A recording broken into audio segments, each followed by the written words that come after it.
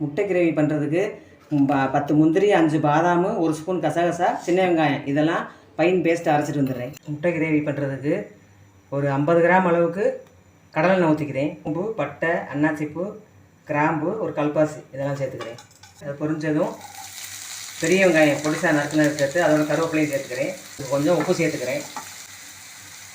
Colour மாறி golden brown colour வரும், அது வரைக்கும் நல்லா வதக்கிக்கணும்.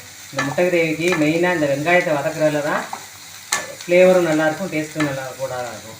இந்த ஜிஞ்சர் கார்லிக் பேஸ்ட்டு போட்டுக்கிறேன். 1 ஸ்பூனு, 1/2 ஸ்பூனு மிளகு பொடி, 1/4 ஸ்பூன் மஞ்சத்தூள் இதை சேர்த்துக்கிறேன்.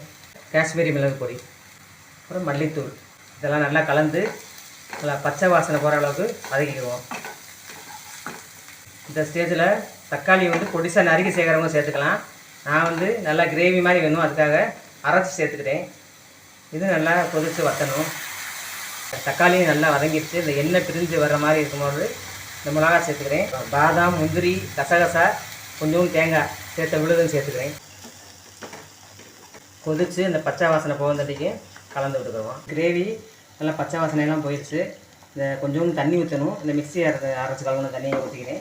இந்த ஸ்டேஜில் முட்டையை சேர்த்துக்கிறேன். முட்டையை இடையில நல்லா கீறி வச்சுருக்கேன்.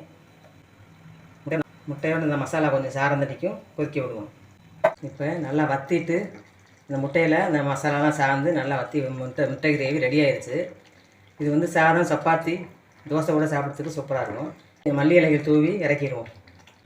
இப்போ சுவையான முட்டை கிரேவி ரெடி ஆயிடுச்சு.